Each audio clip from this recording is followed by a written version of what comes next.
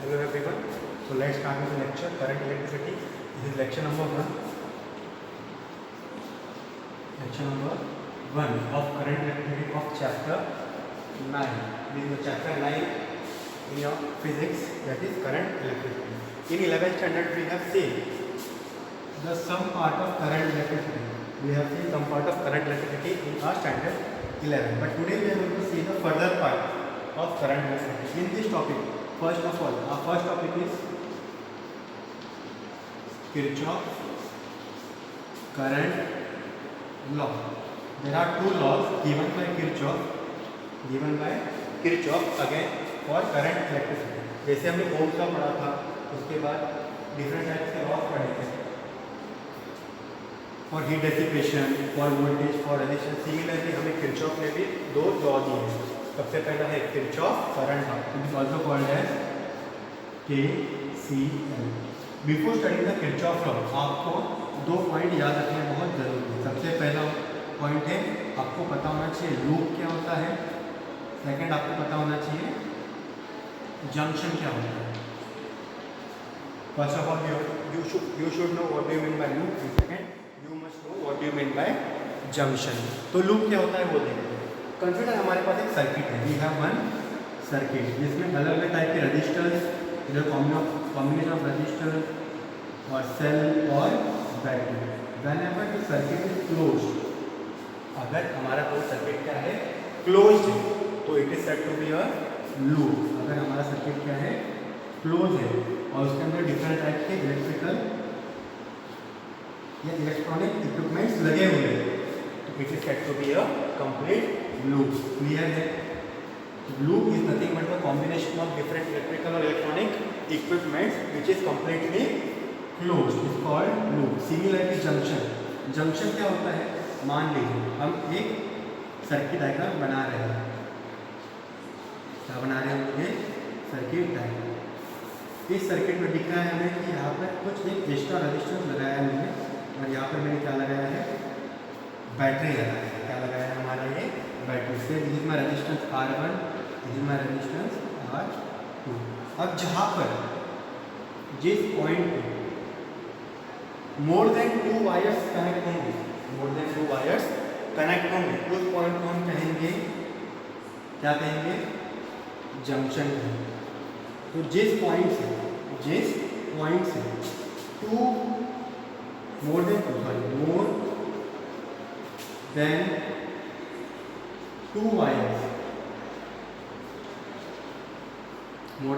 To wires are connected is called junction. क्या बोलेंगे हम इसे junction.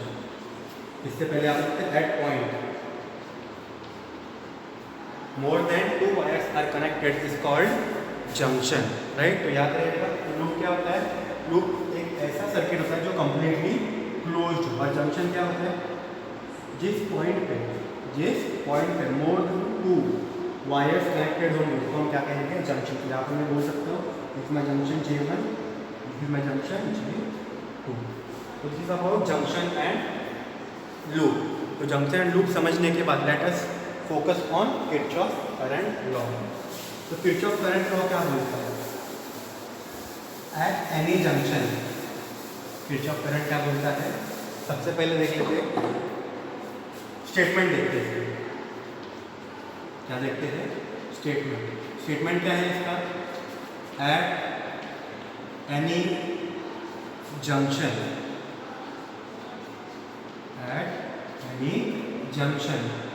Input current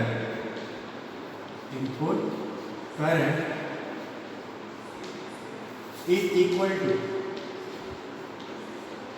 equal to output current. क्या कहा है इसने. किसी भी एक junction at any junction input current is always equal to output current. मतलब जंक्शन पे जितना करंट आएगा उतना ही करंट जंक्शन पे से बाहर निकलेगा. मतलब नेट करंट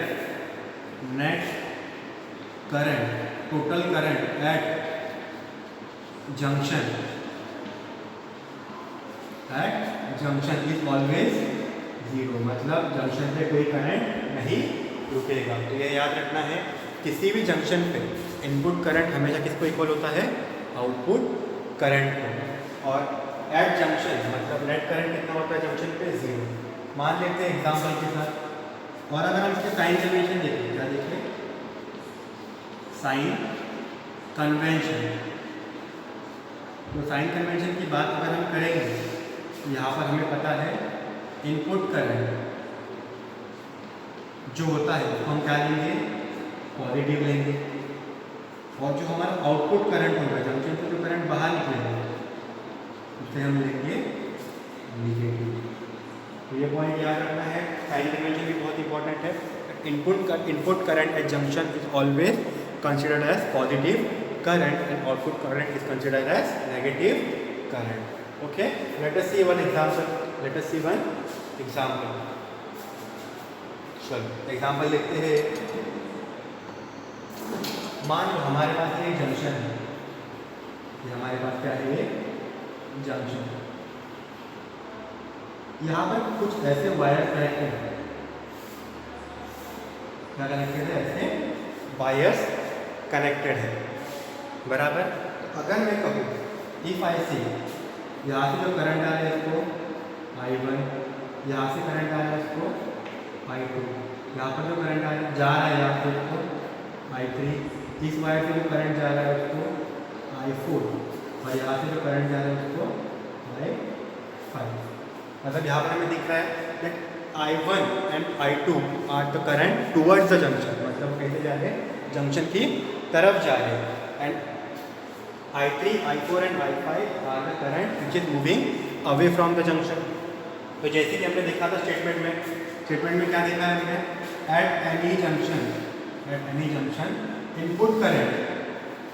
तो इनपुट करंट कौन कौन है, I1 एंड I2। क्या लिख सकता हूँ मैं यहाँ पर, I1 सबसे पहले, चलो इनपुट करंट का जो डायरेक्शन होता है वो क्या होता है, साइन कन्वेंशन पॉजिटिव, इसलिए मैंने क्या लिखा, प्लस I1। उसके बाद इनपुट करंट कौन है, और I2, फिर से इनपुट है इसलिए positive, is always equals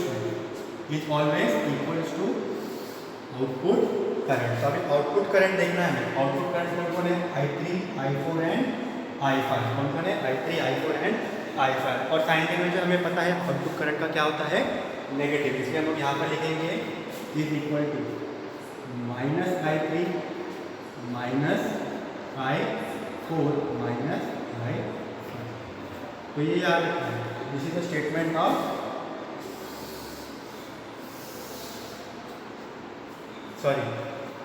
plus I। अगर हम इसको इस साइड लेके आ जाएंगे तो ये क्या हो जाएगा, I1 plus I2 minus I3 minus I4 minus I5 is equals to 0। यहाँ पर से हमें ये भी बात चलेगी कि नेट करंट एट जंक्शन कितना होता है, 0।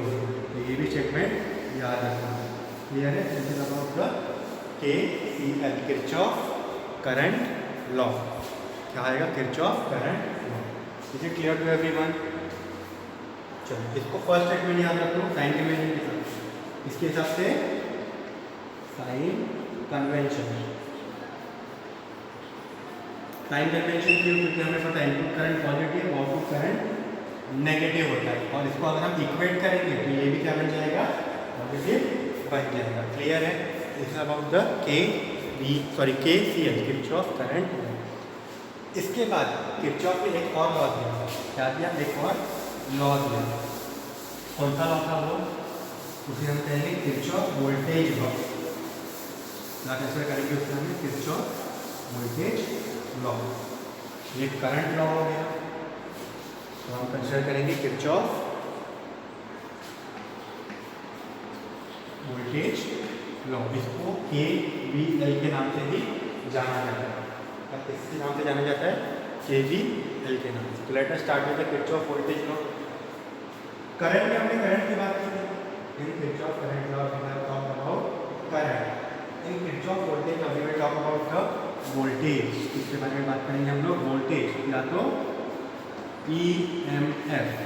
मुझे पता है EMF बताने की आपको जरूरत नहीं है, क्योंकि हमें पता है EMF और voltage is one and the same. अगर हम मानते हैं सेम होते नहीं, अगर हम मानते हैं कि EMF end voltage is one and the same, तो अगर किसी भी सर्किट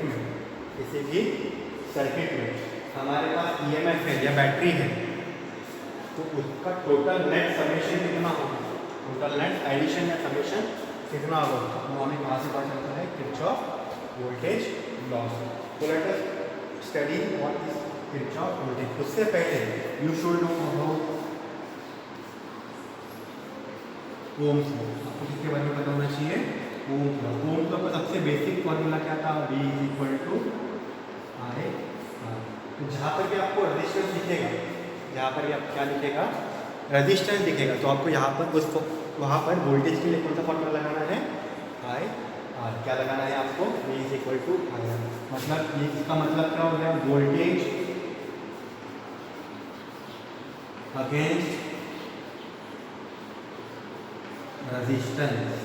क्या बोलते हैं हम लोग, वोल्टेज अगेंस्ट रेजिस्टेंस। तो अगर आपको किसी भी रेजिस्टेंस के अलॉन्ग कितना वोल्टेज है वो फाइंड करना है, तो हम लोग क्या फाइंड करेंगे, V = I R। Late us consider same example, उसको डायरेक्टली हम एग्जाम्पल से समझते हैं, इसे समझते हैं एग्जाम्पल से। सॉरी, मान लीजिए हमारे पास सर्किट डायग्राम है,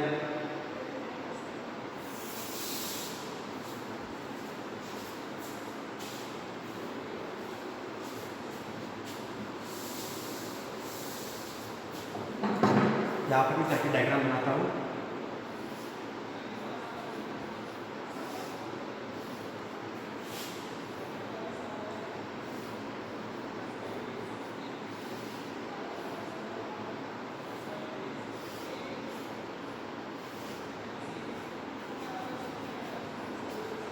मान लीजिए हमारे पास बेसिक सर्किट डायग्राम है, इसको नाम दिया जाए, इस रेजिस्टेंस को R1, इस रेजिस्टेंस को R2, इस रेजिस्टेंस को R3। यहाँ पर रहेगा मेरा पॉजिटिव टर्मिनल, ये मेरा नेगेटिव टर्मिनल, और इसका EMF है E। जब भी हम किरचॉफ वोल्टेज लॉ को कंसीडर करेंगे, whenever we consider Kirchhoff voltage law, हमें लूप को भी क्या देना पड़ेगा, नाम देना पड़ेगा। से हमने यहाँ पर नाम दे दिया पॉइंट A, यहाँ पर पॉइंट B, यहाँ पर पॉइंट C, यहाँ पर पॉइंट D, यहाँ पर पॉइंट E, यहाँ पर पॉइंट F। तो जब भी if we want to apply Kirchhoff voltage law, if you want to apply Kirchhoff voltage law, तो we have to consider a loop. हमें क्या कंसीडर करना पड़ता है, लूप कंसीडर करना पड़ता है। क्लियर है? तो यहाँ पर मुझे कितने लूप दिख रहे हैं, सबसे पहला ये मेरा लूप है, फिर सेकंड ये लूप है, और थर्ड एक मेरा कंप्लीट लूप है। क्लियर है? अब यहाँ पर अगर मैं साइन कन्वेंशन की बात करूँ, किसकी बात करूँ, साइन कन्वेंशन। साइन कन्वेंशन किसके ऊपर डिपेंड करता है, करंट के ऊपर। If current direction is equal to loop direction, current direction is equal to loop direction, मतलब हम जा रहे हैं A B C F A, कैसे जा रहे हैं हम लोग, A B C F A, और करंट भी A B C F A जा रहा है, कैसे जा रहा है, A B C F A। तो करंट का डायरेक्शन और अपने लूप का डायरेक्शन अगर सेम है, तो voltage against resistance is consider as, voltage against resistance is consider as negative. Clear है? मतलब हमारा डायरेक्शन और करंट का डायरेक्शन सेम है, तो इसके अगेंस्ट जो रेजिस्टेंस का वोल्टेज रहेगा वो क्या रहेगा, नेगेटिव। इसके अपोजिट क्या हो जाएगा, इसके अपोजिट क्या हो जाएगा, current direction is not equal to loop direction, तो V across resistance is always positive. मतलब हम ऐसे जा रहे हैं, हम कैसे जा रहे हैं, इस तरफ जा रहे हैं क्लॉकवाइज, और करंट ट्रैवल कर रहा है एंटी क्लॉकवाइज, करंट ट्रैवल कर रहा है एंटी क्लॉकवाइज, तो इसके अगेंस्ट जो वोल्टेज होगा वो रहेगा पॉजिटिव। क्लियर है? इसके अगेंस्ट वोल्टेज क्या हो जाएगा, पॉजिटिव। ओके, तो ये हो गया हमारे किसके, वोल्टेज अगेंस्ट रेजिस्टेंस के बारे में, इसके बारे में हो गया वोल्टेज अगेंस्ट रेजिस्टेंस के। क्लियर? अब देखेंगे हम लोग ईएमएफ सेल का क्या है, हमारे सेल का क्या है। अगर सेल है और अगर हम ऐसे जा रहे हैं, कैसे जा रहे हैं, ऐसे जा रहे हैं, तो यहाँ से देखिए हम कैसे जा रहे हैं, negative terminal to positive terminal जा रहे हैं। We are going from negative terminal to positive terminal. ऐसे टाइम पे जो अपना ईएमएफ रहेगा क्या रहेगा, पॉजिटिव। क्या रहेगा हमारा EMF, positive. If we are going from negative terminal to positive terminal तो हमारा ईएमएफ रहेगा नेगेटिव। इसके अपोजिट क्या होगा, हमारा डायरेक्शन ये है, दिस इज माय डायरेक्शन, मतलब ये जा रहा हूँ FED, मतलब मैं कहाँ से कहाँ जा रहा हूँ, पॉजिटिव से नेगेटिव जा रहा हूँ, इससे जा रहा हूँ पॉजिटिव टू नेगेटिव। ऐसे टाइम पे ईएमएफ हो जाएगा मेरा negative. This are the sign conventions for voltage against resistance and EMF of cell. तो लेट अस कंसीडर 3 लूप्स और इसमें हम लोग ईएमएफ कैलकुलेट करके देखते हैं। उससे पहले we must know about the current. हमें किसके बारे में पता होना चाहिए, करंट के बारे में पता होना चाहिए। करंट का डायरेक्शन, बेसिकली करंट का डायरेक्शन क्या होता है, ये पॉजिटिव टर्मिनल, ये नेगेटिव। तो current flows from negative to positive. करंट कैसे फ्लो करता है, नेगेटिव से पॉजिटिव। तो मान लेते हैं यहाँ से करंट निकला, करंट है I, यहाँ पर गया। अब देखो यहाँ पर जाके ये एक जंक्शन है मेरा, this is my junction. Junction पे क्या होता है, करंट डिवाइड होता है। करंट क्या होता है, डिवाइड। तो मान लेते हैं यहाँ पर गया मेरा I1, यहाँ पर गया मेरा I2। क्लियर है? यहाँ पर गया I1, यहाँ पर गया I2। फिर यहाँ पर देखो I2 ही जा रहा है, यहाँ पर भी I2, यहाँ पर भी I2, यहाँ पर I1 आया, यहाँ पर मिले दोनों, यहाँ पर दोनों मिले और फिर वापस कंसीडर क्या हो गया यहाँ पर I, बराबर। क्योंकि मुझे पता है I = I1 + I2। यहाँ पर भी कितना आ रहा था मेरा I1, यहाँ इस पॉइंट पे I1 और I2 मिल रहे हैं, यहाँ से क्या बाहर निकलेगा, वापस I बाहर निकलेगा। तो सर्किट में वापस करंट कितना आ गया, I आ गया। तो this is about the current. अब करंट हो गया, अब क्या हो गया मेरा, करंट हो गया। तो लेट अस कंसीडर लूप। सबसे पहला लूप कैसे हम लोग, लूप ABCF। कौन सा लूप लिया मैंने, ABCF।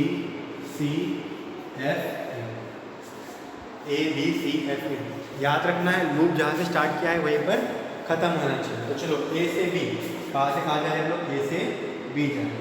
देखो A से B में ये रेजिस्टेंस है हमारा, दिस इज माय रेजिस्टेंस। मैंने आपको बताया है वोल्टेज अगेंस्ट रेजिस्टेंस कैसे निकालते हैं, IR। तो ये देखो ये रेजिस्टेंस R1 है, इसमें करंट आ रहा है I2।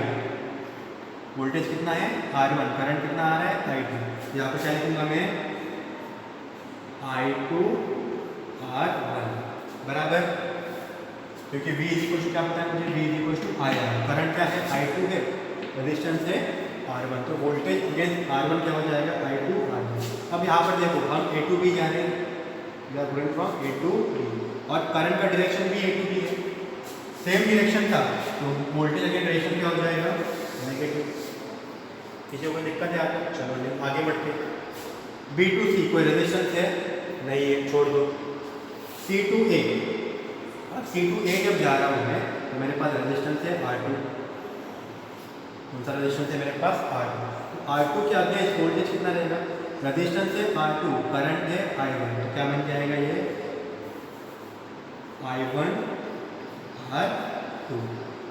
क्या करते हैं हम लोग, रेजिस्टेंस इंटू करंट ना, वोल्टेज के लिए क्या करते हैं हम लोग, करंट इंटू रेजिस्टेंस। करंट है I1, रेजिस्टेंस है R2, क्या हो जाएगा I1 R2। अब साइन की बात करें, we are going from C to F। हम कैसे जा रहे हैं, C to F। और करंट कैसे जा रहा है, F to C, मतलब अपोजिट डायरेक्शन हो गया। अगर डायरेक्शन अपोजिट रहेगा तो वोल्टेज क्या रहता है, positive. Plus F to A में कोई रेजिस्टेंस नहीं है, तो देखा हमने लूप 1 में क्या आ गया, = 0। तो ये हो गया आपका KVL of loop, KVL of loop ABCF। Is it clear? Okay, next consider loop 2। क्या कंसीडर कर रहे हैं अभी, लूप 2। ये रफ कर देता हूँ, आई होप ये आपको क्लियर है। अब जब हम लूप 2 की बात करेंगे, किसकी बात करेंगे,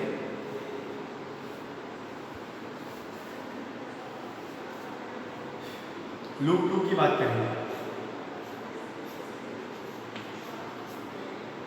तो लूप 2 ये है अपना, नाम दे दो F C D E F। कहाँ से स्टार्ट किया मैंने, F C D E F, यहाँ पर लिखता हूँ लूप F, F के बाद कहाँ जा रहे हैं C, C के बाद D, फिर E, F C D E वापिस। चलो अब देखते हैं सबसे पहले कहाँ से कहाँ जाना है हमें, F2C। F2C में देखो कोई रेजिस्टेंस है क्या, is there any resistance in between F and C? Yes, R2 है। कौन सा रेजिस्टेंस है हमारे पास, R2। तो देखो यहाँ पर करंट का डायरेक्शन इस तरफ है और हम भी इसी तरफ जा रहे हैं, तो इसके लिए वोल्टेज कितना रहेगा, I1 R2 विथ साइन, दोनों का डायरेक्शन सेम है, हम इस तरफ जा रहे हैं, करंट का डायरेक्शन भी इस तरफ है, तो ये हो गया माइनस, बराबर। फिर कहाँ से कहाँ जाना है, F2C गया, C2D जाना है, और कहाँ से कहाँ जाना है, C2D।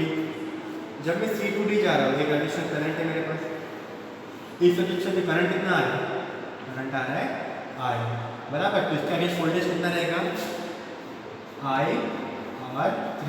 अब देखो हम भी इसी तरफ जा रहे हैं, करंट का डायरेक्शन भी इसी तरफ है, तो यहाँ पर वापस से क्या आ जाएगा, माइनस। चलो C2D आ गए, अब कहाँ से कहाँ जाना है, D2E में कोई रेजिस्टेंस है नहीं, तो IR तो आया, D2E में कोई रेजिस्टेंस है नहीं, तो IR नहीं आया।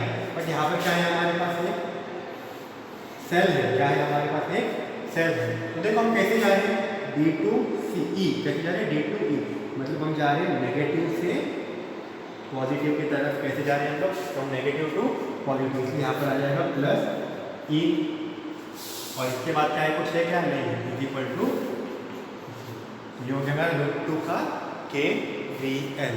Okay, this is about the KVL of loop 2। अब हम बात करेंगे KVL ऑफ लूप 3।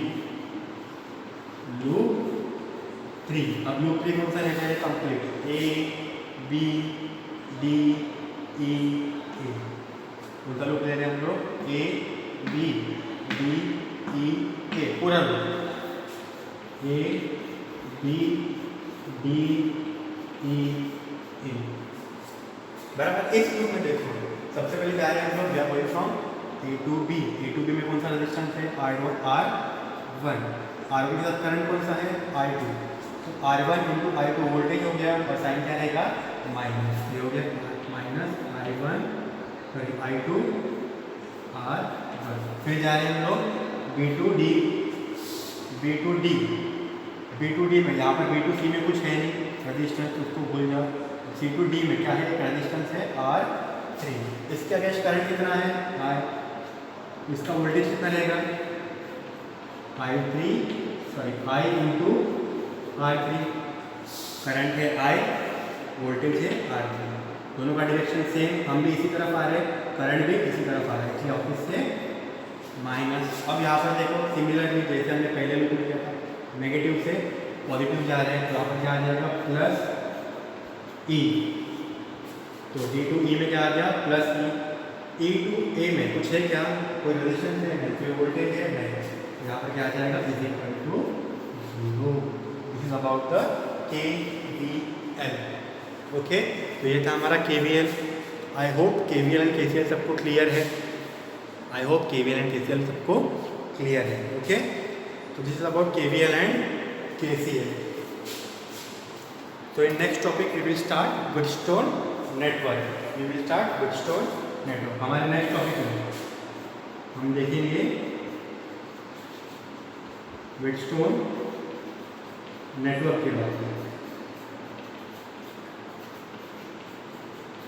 ओके, आज के लिए इतना ही, अच्छे से कीजिए, because KVL and KCL is very important topic. अगर ये नहीं समझे तो आपको डिफिकल्टी होगी। आज के लिए इतना ही। Thank you for watching the video.